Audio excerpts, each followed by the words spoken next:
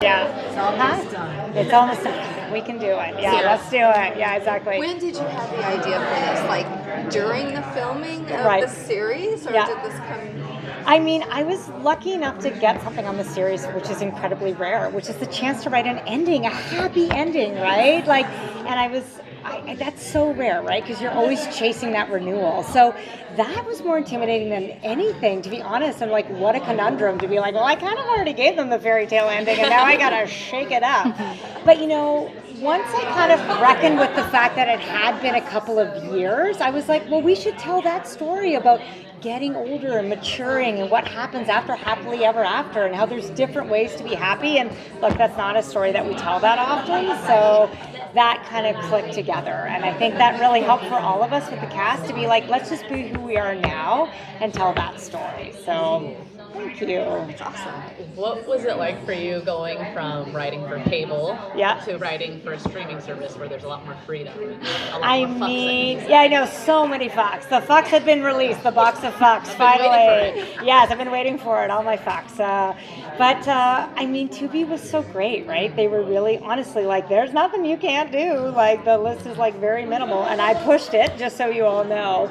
I will be honest, I've always felt fairly supported on Earp to tell the stories I wanted. We've told queer storylines, we've told feminist storylines, we've really told storylines, that I feel like maybe other networks would balk at, but by the time everyone figured out we were doing it, it was too late. We did it, baby. But Tubi has been so supportive. They were so excited. I think they really didn't know what the fandom would be like, and I know, buckle up, right? But they've been so delighted. Like, we all know in this time of fragmented television, like, how hard it is to get loyal audiences, for people to show up, to kind of fall in love with something. So it was great. It's been such a positive experience. So let's do it again. That's a binding contract. That's a binding contract. I know. Yes. That is my question. Is like, how about Wynonna Tahiti? Can we? I'm just saying. I don't mind the sexy, sexy winter, guys, but let's manifest that. Yeah.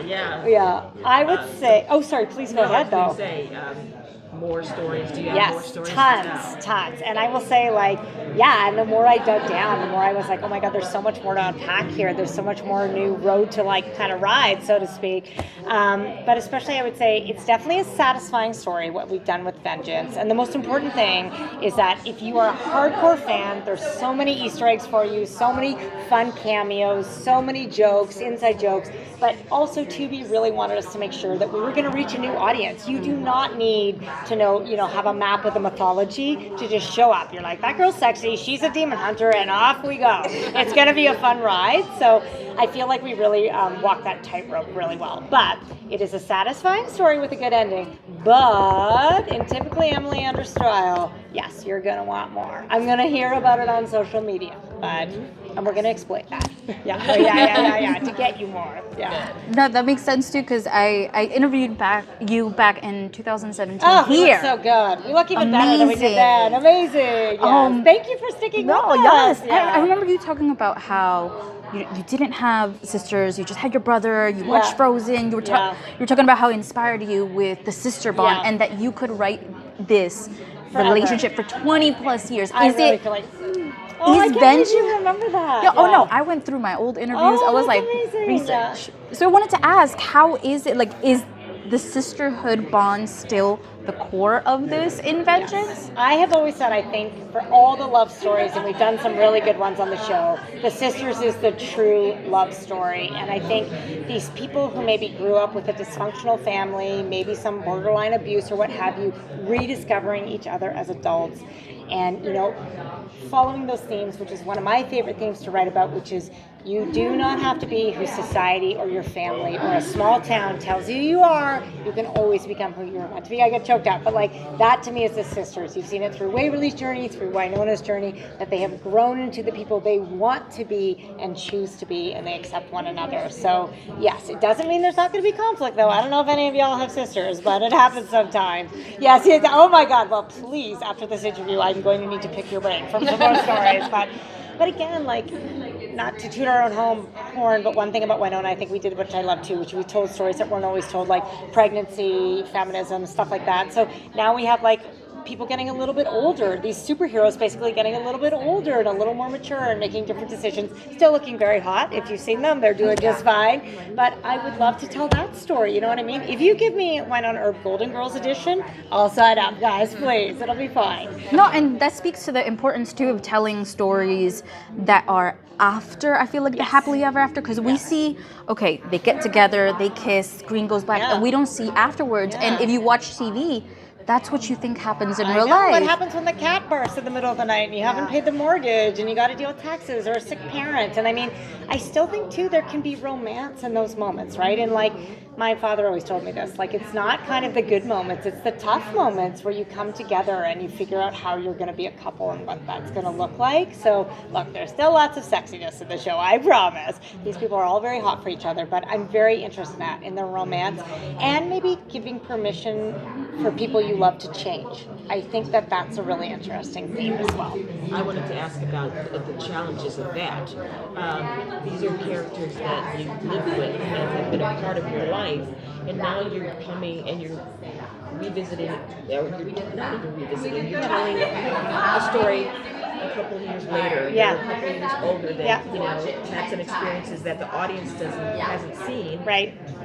What were the challenges in making sure you didn't slip back into old storytelling? Like it's hard. That's such a great question, and I think that's one of the challenges because you need conflict in story, right? You do. Like people think they want Way Hot sitting on the couch 24/7. Actually, you don't. All the tough times are going to make the good times sweeter, right? So I did have to kind of push myself to make sure that these were conflicts or arguments or fights or what have you, or obstacles that we hadn't seen before. But just by virtue of the fact that these characters did share such a rich history, knew each other well, but also had maybe been apart for a while now, right? Like maybe purgatory that Wynonna and Doc are coming back to is not the purgatory she left. Way Hot have been kind of being domestic, and what does that look like? And is everybody happy at home at where their lives are? I think there's lots of very real grown-up problems we could talk about and challenges, but at the same time, we got demons, sexy demons, baby, coming in, so that's always fun too. But I think we did well. You guys will have to tell me what you think. They're not paying attention. You can go.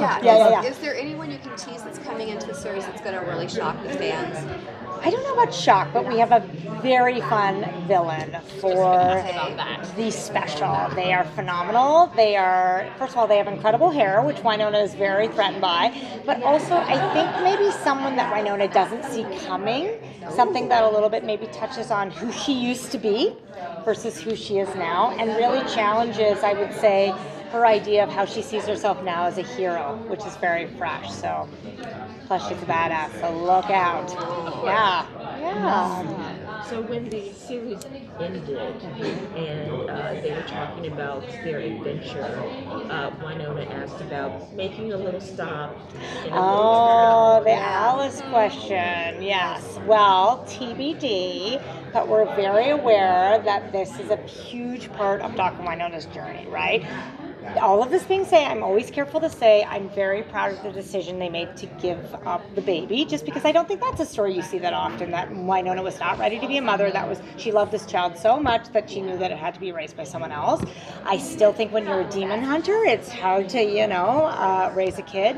But I would say there may be some Alice shadings in the special. We shall see. We certainly haven't forgotten about that little one. How about that?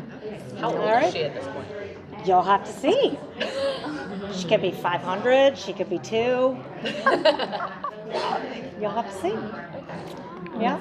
Well, thanks, guys. All good? I think we're all good. So good to see you guys.